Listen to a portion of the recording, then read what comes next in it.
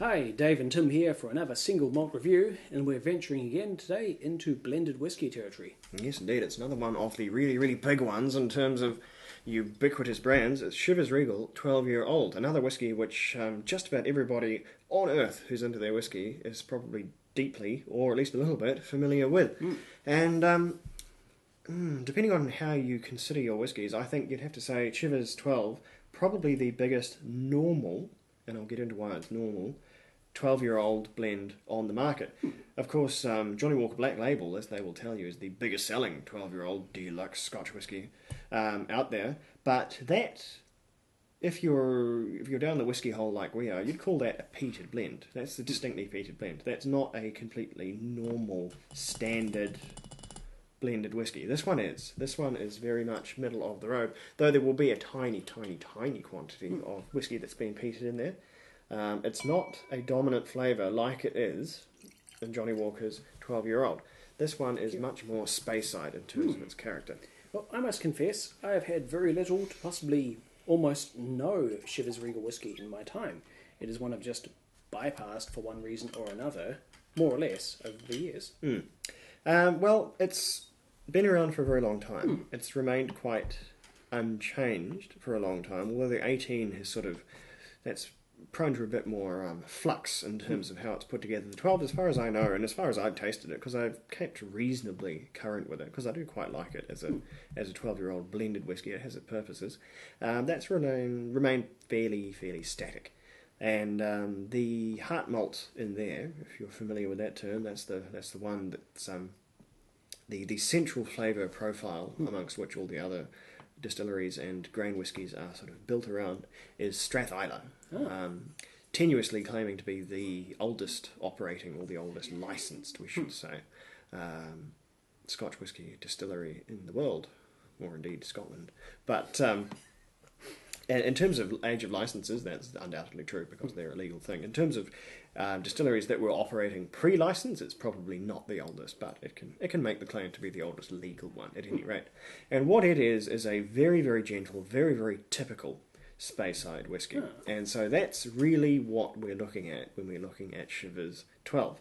Depending on your tastes, it's either a gentle, approachable whisky for everybody, or a boring whisky that's not worth your time. So depending on which side you come out of that, you'll enjoy it or you won't. But we'll see. Aside from Strathisla, any other known big names amongst the contributors? Don't know. If you were really, really up with your whisky info, you could see what whiskies could be in it by looking at what Pernod Ricard, which is the parent company, owns.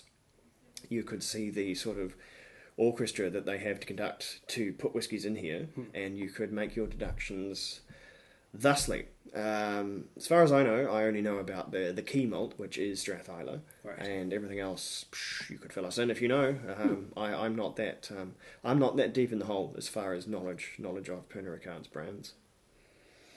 But as for this one, it really is kind of Speyside in a glass. If you tipped in a bit of grain whiskey as well. I'm reaching for distinct individual characters there, but yeah, I'm just getting kind of a homogenous. It's a Speyside very character. homogenous whiskey. That's probably the best and worst thing you could say about it. It's a whiskey that brings everything at once in terms of Speyside, but in doing so, it has very, very few things remarkable to it. I suppose the dominant notes are it's heather and honey and light oak, light malt, and then the sort of white fruits, apples, pears, but not in any great quantity. It's not a hugely fruity whiskey. No, I'm getting most as the kind of maltiness you get from a freshly baked whole grain bread, but aside from that, I'm struggling to pick out any unique characters. Yeah. It's a whiskey that has probably made up of huge quantity of individual components. There's probably over 30, maybe over 40 single malts in here, and maybe more than one grain. And altogether that makes it really, really difficult to pick out particularly individual characters. I will say though, it is coming across quite sweet for it is. a It is 12-year-old. nice and sweet, and it is nice and very, very gentle. There's certainly no burn on the nose there. I mean, it goes without saying, this is 40%. This is coloured. This is chill filtered. So nothing out of the park in terms of things you'd expect from this blend. So what's on the palate?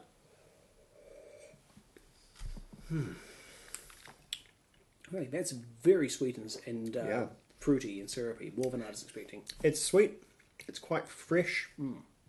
It's kind of, well, as we said, it really sits in the middle of all things. There's a light fruitiness, there's a light maltiness, although I think it's maybe a little bit more than a light maltiness. I think Strathala is quite a malty whiskey, and so is this. And then there's quite a lot of that sort of runny honey component to it, that heather honey, clover honey. If there's anything that's dominant, I think it's probably somewhere between that malt and the honey is where the flavour profile lies. I'm getting a strong initial hint of fruit nectar, or at least the highly sweetened drinks sold as fruit nectar. But that trails off into a finish of almonds and walnuts. There is some nuttiness there.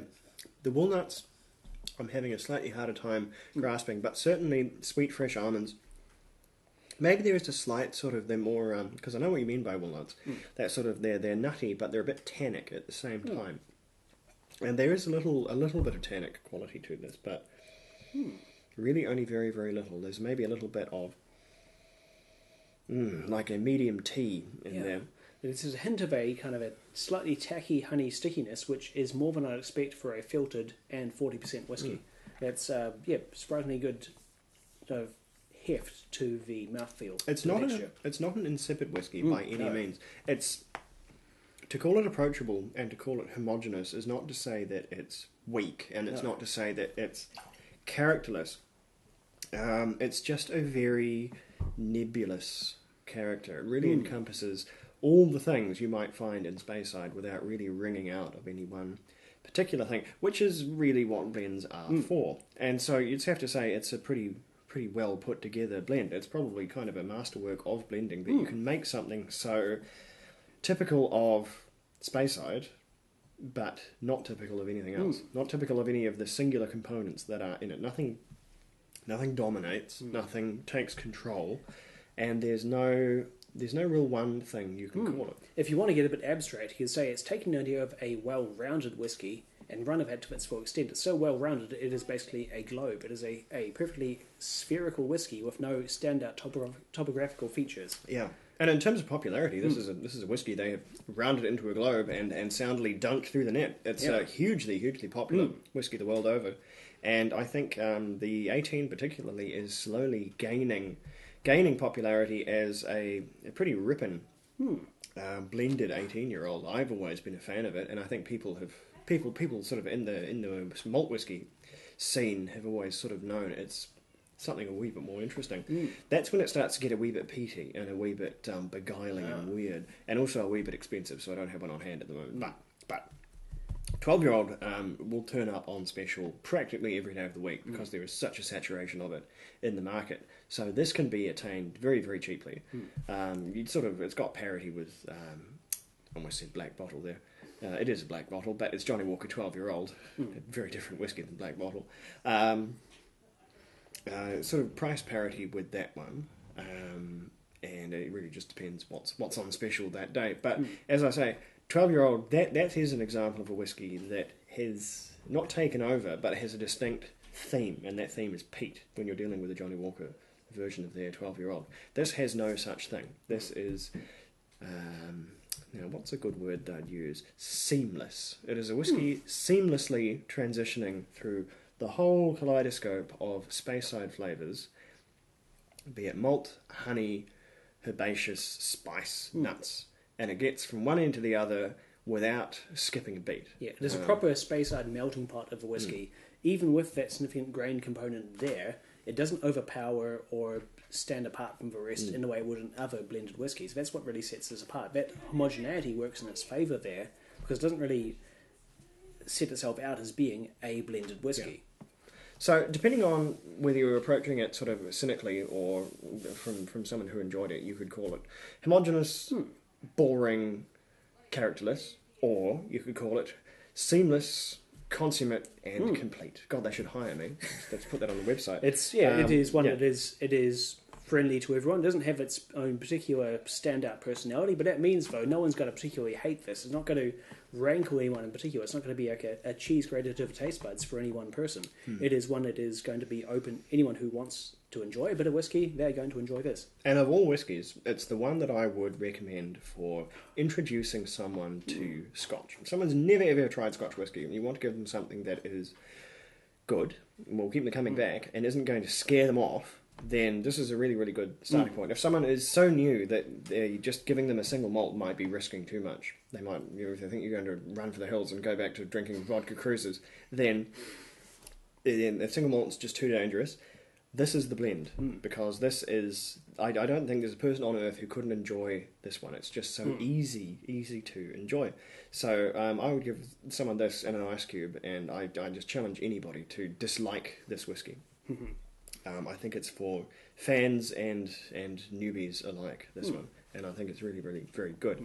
So, scores-wise, and it is a score that's against other blends. This shouldn't be compared with single malts or bourbons or rums or anything like that. You should always compare categories for categories. But this one is an 88 for me. It's a really, really solid blend. What do you think? Well, I like to score things on how much I enjoy them. And I do like a good whiskey. This is, as we said, well-rounded. But I like a few standout points and a few challenging confrontational features in my whiskey. I like that this is homogeneous and friendly and accessible. That stands in its favour. I give it a 72. It's enjoyable, it's friendly, expressive, doesn't stand out, doesn't really make itself known in any particular way. It's good, it's accessible to anyone, it has nothing holding it back from being enjoyable to a newcomer. So that's definitely in its favour. Well, there you have it. Definitely a whiskey that... You make of it what you bring to it, I suppose. It's very much a blank canvas, and you can paint your own opinions over the top of it very easily. So recommendations for this one. This one's for... It's a good one to just have knocking about the cabinet, but a really, really good option for trying to sort of break someone into the whole Scotch whisky thing. I think it's one of the best available for that. And just a good entertaining whisky. Good one to have knocking about. Yes. Anyway, hope that was entertaining itself. We will be back to entertain and inform with something else next time. Thank you very much. Sludger.